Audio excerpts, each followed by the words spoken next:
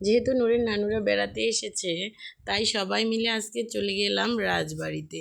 এই যে দেখো, এটা হচ্ছে আমাদের নাটোরের রাজবাড়ি, অর্থাৎ উত্তরা গণভবন। প্রথমে গণভবনে ঢুকতে টিকিটের প্রয়োজন হয়, তাই টিকিট কেটে নিলাম। আমরা আজকে মোটামুটি অনেকজনই এই গণভবনে বেড়াতে গিয়েছিলাম। সবাই মিলে খুব মজা করেছি। গণভবনে ঢুকতেই দেখো গেটটা কত সুন্দর। এই গেটটা যে কোনো পর্যটনকারীদের মন কাড়ে। দেখো, আমাদের নাটোরের এই গণভবনটা খুব সুন্দর আর খুবই পরিষ্কার।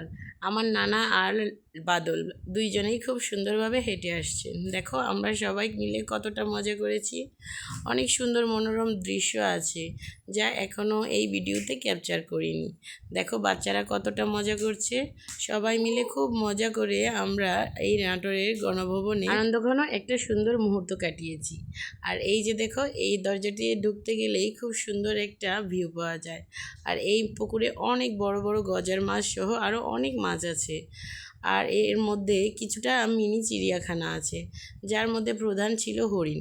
বাচ্চারা এই হরিণের সাথে খেলা করে খুব মজা পেয়েছে। নূরবুড়ি, মুনতাহা, রিয়ান সবাই খুব মজা করেছে। এই হরিণগুলো দেখো, এই হরিণগুলো আমাদের দেশীয় হরিণ।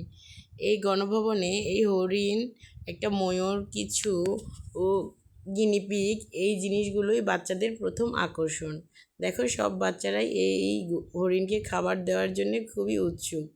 নূরবুড়ি তো এই হরিণগুলোকে পেয়ে খুবই খুশি। দেখো, সবাই মিলে বাচ্চারা এই হরিণগুলোকে খাবার দিচ্ছে। নূরবুড়ি একা একা খাবার দিবে, তাই খুব রাগ করছে। দেখো, এদিকে রিয়ান বাবুও খুবই রাগ, তাই ও হাত দিয়ে ধরতে যাচ্ছে। দেখো, এদিকে হাতের মধ্যে এসে মুনতাহা বাবুর হরিণ হাম করে উঠলো, আর মুনতাহা খুবই ভয় পেল।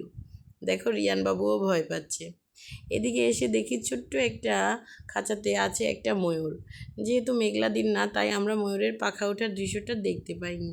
ময়ূরের এই লেজ ওঠানো দৃশ্যটা খুবই সুন্দর।